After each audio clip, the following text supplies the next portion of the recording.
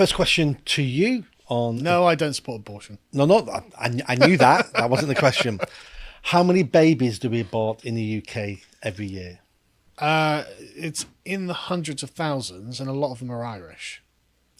It's 220,000 babies per year. Yeah. I don't know about the Irish. Actually, Ireland recently legalised abortion, so it's probably much fewer, but it used to be that a lot of Irish women would come over to get an abortion because they could. Yeah. I'm not sure what those numbers were. Yeah. I like to tease people online sometimes by saying the biggest killers of females in the UK are called pregnant women. Yes. Because they kill over 100,000 females every year. That's correct. But they're big into equity because they also kill over 100,000 baby boys a year. So they're not pretty non-discriminatory in that regard. Absolutely. Very feminist. Absolutely.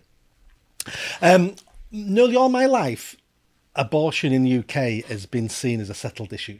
Yeah, same. I was brought up thinking abortion was normal, acceptable. Nobody ever really talked about it. But this last 5-6 years on social media, more and more people are talking about it, and I don't think it's a settled issue anymore in the UK. The Americans are doing their best to really drive home the point that, hang on, isn't this murdering babies? Yeah. And they are right. Because, I mean, in Britain, essentially what we did is just didn't think about it. Yeah. This is just out of sight, out of mind. When I was doing my MEP tour I can't remember which city I was in, but this chap was like, look, I can't square this abortion thing. What have you got any thoughts on it? I was like, I can't either. You know, it doesn't seem right, does it? The first thing I want in this debate is I'd like some honesty. It's a complicated issue, and I'm not saying I'm pro-abortion or against abortion. I can see both sides. I am more on I think it's horrendous what we're doing to babies, and I'll get a bit more into that. Yeah. But because we thought it was a settled issue, and because it was such a controversial issue, people have gone, I'm just going to leave that. It's already happening. The laws are in place. It seems settled. I'm not going to talk about it. But that was the case with slavery, and that was the case with Brexit. Yeah. And we never know when the people have had enough and will change things because they don't believe in it anymore. So I don't think it's a closed issue anymore. And let me state for the record that I'm also a hypocrite, because I know when I was You've had an abortion, have you? No. But I know when I was in my teens or my early 20s, if one of my girlfriends would have got pregnant, I would have pushed her towards abortion. Because I'd seen that as an easy way out for me. Would I do it now? No, I wouldn't do it now, but I know for a fact that my personal convenience so many decades ago would have trumped the life of that baby. So I am a hypocrite myself. And just because something's morally wrong, it doesn't mean we don't do it. Some things are, and this is how I've always described it in previous times, is that it was a necessary evil sometimes, right? Sometimes, you know, if it's to save the mother's life or something like that, you can view it as a necessary evil, but it's an evil nonetheless. Yeah. That's the way I've always looked at it. And I think that's a great way of describing it, because sometimes all you're left with is immoral choices, and you've still got to make one. And people, you know, we've been brought up knowing murder is wrong. It's in the 10 Commandments. And people say to me, you know, the state shouldn't murder babies, but doesn't seem very morally complex, does it? But the state murders lots of people. We pay for an army that kills our enemies. I'm pro death penalty. Me too. But we have the police officers who kill terrorists and kill violent criminals. We also have the NHS who won't fund certain treatments and medicines, which then makes someone die earlier. So the state does these things, and that's how complicated it can be, that there's no simple black or white, right or wrong. It's very different. And then you talked about, you know, having an abortion if it's going to save the mother's life. So if a mother's got 4 kids and this pregnancy is going wrong and it's going to kill her, what do we do there? What do we do when a girl has been raped by a father, so it's incest as well? What do we do there? Those cases are the outliers. I was going to say that they make up like less than 1% of the exactly. So don't they? They're the outliers. So let's not talk about which. I've not got an answer for the outliers because they're so complicated. Actually, I think on the case of the outliers, I could say, okay, necessary evil. Yes. You know, okay, fine. You know, I don't like it, it's still an evil, but I can accept the moral justification for why you feel it needs to be done. Yeah. And it doesn't seem that we have much of a choice in those situations. But the problem isn't the category of necessary evil. The problem is the category of elective abortions, which are 99% of all abortions. Yeah. That's bad. And it's the numbers. Yes. We know 220,000 girls are not being raped by their fathers every year and impregnated. Yeah. It isn't that. It's less than 1%. Yeah, we know there's just such an unbelievably small number. So looking at the majority of abortions, I want to look at three things: creation of life, fetus rights, and bodily integrity. Okay. Because I think they're the 3 points people need to understand. So if we look at image 2, when would you say life begins? Right. So the problem with the formulation of this is that it's been kind of polluted by American discourse. Because on a technical term, the life never really stops, right?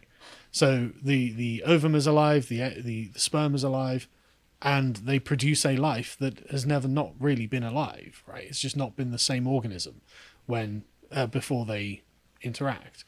So these things aren't dead when they come into contact, and they, as I understand it, they fuse to form a fertile is it gamete? Yeah. And then this develops naturally into a new human.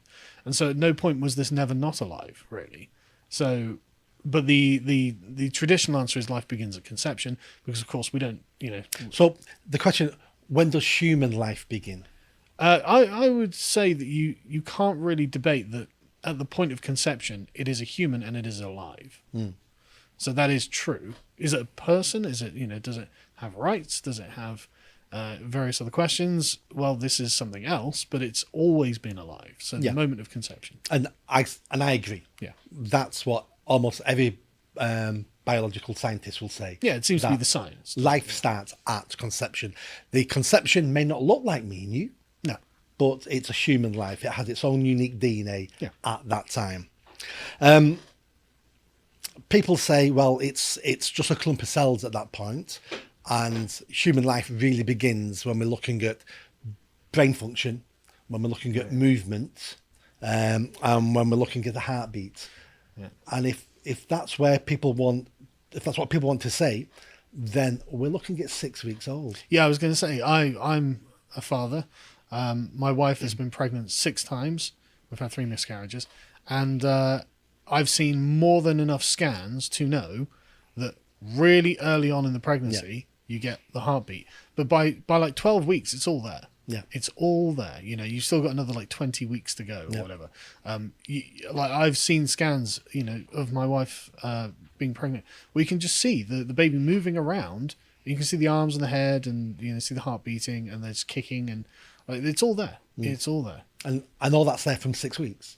And then when people say it's a clump of cells, it doesn't move. Yeah, no. Well, what happens if somebody was in a coma, a vegetative state, didn't move? Are they still human? Because they don't move anymore. What happens if you need an iron lung to breathe, or a pacemaker to beat your heart? Are you still human?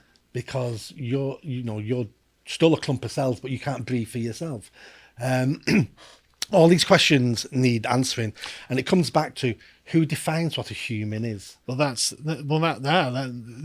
is why they will suddenly start arguing for personhood, because things are human that aren't people. As in, you don't suggest that the newly conceived fetus is a person, because the concept of personhood requires a form of social interaction, and it's a kind of way of it's kind of cognitive bias, actually, that we project onto people, as in we are able to empathize with them, we are able to have discourse with them, we are able to see ourselves in them, and if we can't see ourselves in, like, the fetus that's just been, then we say, well, that's not something I recognize as me. And so it's a kind of projection onto the thing. But from a technical perspective, it's never not been a human. And so if it actually matters whether it's a human, which I think it does, because I think actually, says the atheist, there might be something sacred about being a human, and if there isn't, we should certainly act like there is, then actually everyone gets to decide, and the answer always has to be, well, it is a human, because factually, objectively, it is a human. And therefore, we can't just sit there and say, well, I feel like depersoning this human, because actually, that's evil. You don't get to just deperson people. And if that's the case, why can't I just deperson you? What stops me? Well, I can talk. I don't care. I don't like you. I don't have your opinion. And so suddenly you understand how, well, the Holocaust happened. When it's like I can just sit there arbitrarily depersoning people if I just decide on the correct set of criteria. And what's the correct set of criteria? What's what I feel is correct? Well, yeah, that's your own biases. That's your own prejudices. And I'm sorry, I just don't think that that's a satisfactory way for us to decide who gets to live or die.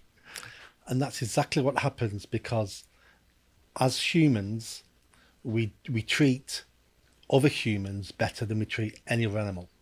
Well, actually, and sometimes we treat them much worse. Like, I've seen people treat dogs way better than they treat each other. In some cases, legally, legally and on the whole, we treat humans better than we treat any other animal. And if we can pick a group of humans and then say they're not human, we kill animals very easily. And then you mentioned the Holocaust. That's because the Nazi Germany told everybody that Jews are not human. Yeah. And if you're not human, we can do what we want with you. And that's what we need to be really careful, because who defines what a human is unless it's biology? Because you and me or someone else can fall into that group that somebody else has now deemed not human. And this also prevents us from having to extend human rights to robots, because if it's the sort of sentience of a person, or the emotional projection we put on something that we imbue with personhood, then we have to say that, aliens have got human rights, robots have got human rights, dolphins might have human rights. It's like, but none of these things are human. They don't deserve human rights. We might want to give them moral consideration for all sorts of reasons, but if we're going to have a category that is human rights, it can only apply to humans. Great segue into the next question heading, which is, are fetus rights human rights? Well, fetus is another way of saying baby. Yeah. And babies are human. So they should have human rights? Yes. Absolutely. Did you know that a fetus has no rights in the UK? I didn't know that, but I'm not surprised to hear it. A fetus of a baby only has rights the second it leaves the womb. Really? So once it's born, human rights kicking up to that point. Really? It has no rights in the UK. But isn't the maximum limit for an abortion in the UK something like 20 weeks or something like that? 24 weeks, no questions asked. Right. You can abort a baby in the UK up to the day you give birth. Really? All you need is a doctor to sign it off. And the reason for a doctor to sign it off could be as little as a cleft lip. And you can abort That's not a reason to kill a baby. You can abort a 9-month-old baby if you can get a doctor to sign it off with a cleft lip. Does it happen that often? No, I bet it doesn't, but still. But people think it's 24 weeks. No, you can kill babies in this country up to 9 months if you have a doctor sign it off. But even then, I'm not happy with 24 weeks. I mean, I've had to research this in previous segments, and we are very permissive compared to most European countries. A lot of European countries, it's between like 13 and 18 weeks. And I've seen, like I said, I've seen plenty of baby scans. It's all there at 13 weeks. It's all there. So it's like, you are killing a baby with that. I mean, I can accept, where it's like the morning after pill, fine. There's nothing that you could conceive of being like human suffering in that, fine. And very early, even then I could probably go, okay, fair enough, it's very, very early. But when you get 24 weeks, that just seems monstrous to me. And then up until the point of birth is definitely monstrous. So when you're looking at a late-term abortion in the UK, the doctor has to kill the baby in the womb first. Because if the baby comes out, then you'll be charged with murder if you kill the baby once it leaves the womb. So doctor has to go in through... I don't want to say so, inside the woman with a hypodermic needle, looking at the TV screen. He has to find the heart of the baby he has to inject poison into the baby's heart to kill it before they can pull it out. God. And if they can't pull it out, they have to go in with forceps and you have to break off the arms and legs. So I don't mean to sound so squeamish about it, but it really is awful. It's absolutely terrible. So, but I just want to say, right, like, my wife's had 3 miscarriages. Yep. I've seen them all, right, and so it's definitely a baby, and the idea of killing it and pulling it apart is just horrific. It's genuinely horrific. There's doctors who have performed abortions who then have had to stop because they've said, I can't do this. Well, it's going to do some serious damage to your soul. Yeah, like, it's absolutely awful. Now, if a woman's pregnant and I punch her in the stomach and kill the baby, then you're a murderer.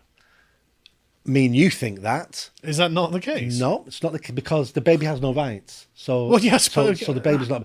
But it comes under something called child destruction. Right. So it's good that they call what's inside a child. Yeah, that is. They don't call it murder; they call it destruction.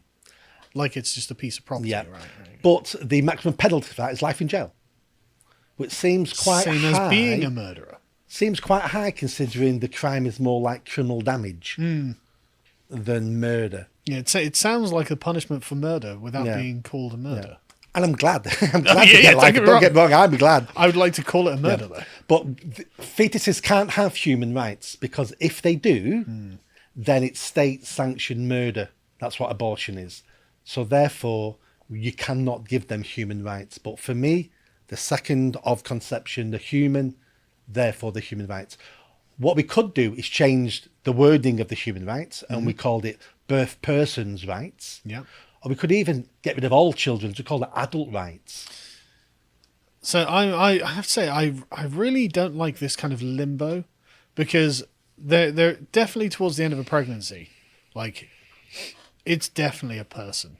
You know, it's you see it kicking, you see it like my wife has told me so many times about, like, the child, the baby in her has moods. Right, it has moods. She can. Some days it will kick her relentlessly because of something she's eaten or something, and it's like, right, he didn't like that. It's like, yeah, clearly, you know, you could the baby, and because she's connected, she can feel it. You know, she can feel the temperament of the baby inside her, and so it's just, yeah, no, this is awful. This is genuinely awful. So we've covered human rights, and we've covered when a human life comes into being. Where most sensible people fight this battle now, who are pro-abortion, is on my body, my choice. So they fight on bodily integrity, autonomy. Yeah, but that won't work on me because I'm against women's rights. I'm just joking, obviously. So that's where all sensible people will fight this battle now, because they can't win the other 2 arguments. And the other 2 arguments go into some deep, nasty stuff that they don't want to talk about. So it's my body, my choice is a great phrase. Well, my body, my choice to murder someone. That has been severely damaged because of COVID. I bet it has, but because we had many people who shouted "my body, my choice" for pregnancy were the same people shouting "get a vaccine, get a vaccine, get the state to vaccine you." So wear your mask. They killed that themselves. But also, it's kind of ridiculous as well. It's like my body, my choice. Well, okay, I'm Mike Tyson. My body, my choice to pummel you into the dirt. No. It's my body. I can do what I want with it. I can punch you to death because I'm a giant boxer. How about that? Yeah. It's a ridiculous argument. It is. And especially for women, because women have a special place inside their body called the cervix. Yeah. And I might be wrong, but from what I read, the cervix is where the baby grows. So they have this place in them that has no benefit to the individual, that was created to hold a foreign life. Yeah. So they're designed for that. So we need to look at, in a compassionate society, we have tyrants, we have evil people. We are all responsible to try to keep the tyrants at bay and try to protect the vulnerable. If we look at a pregnant woman, are we trying to save that baby from a tyrannical mother who has complete power over that new life? We've got ways of doing that without killing the child. Exactly. And if a woman in that position still wants to abort that baby and not live up to the rights and the safeguarding duties that she has, is she any different from a king or an emperor who doesn't protect the people who come under them? No, not at all. And there's a moral obligation that she has to the baby. It's like, okay, well, I want to forego this moral obligation. It's like, okay, fine, but that doesn't mean you get to murder someone. You know? You can give it up for abortion. Yeah, adoption, do you mean? So, give it up so you can abort it. Yeah. No, adoption. So, so if you say, I don't want this baby, but I'm not going to kill it, do you know the waiting list in the UK? If that's not too much to ask. I bet they go like that. You know, absolutely. Newborn babies in the UK go within seconds of going on the books of social services to be adopted, just like that, because everybody wants newborn. And I babies. imagine if the baby could be asked, they'd be like, you know, please adopt me. Actually, yeah. Okay, my mum might not want me, but I'd rather not be murdered. Yeah, yeah. And one of the arguments is we're only aborting the babies of poor, vulnerable women, and those babies will have a terrible life. Well, that's not true, right? Because the people who got upset about Roe versus Wade were middle class women. Yeah, like it wasn't poor women who were like, my body, my choice. No. It was the rich women who were frankly being whores and knew they were being whores and didn't want that taken away from them. Right? That's not true from the start. But secondly, so what? You know, even if that was true, so it doesn't make murdering a baby any more just, does it? No, absolutely not. Atrocious. So this all comes down to who takes precedence, adult women or unborn babies. Unborn babies. And I think most people, I hope children most take people precedence agree. over adults. End of story.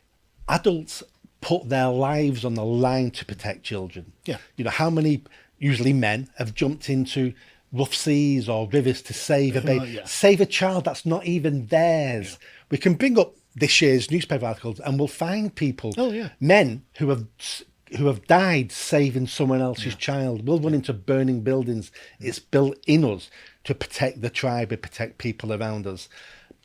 It's the right thing to do. Absolutely the right thing to do. If we can have the last slide. So you'll know that's from Bristol, the Colston statue. Yep. I foresee in the future.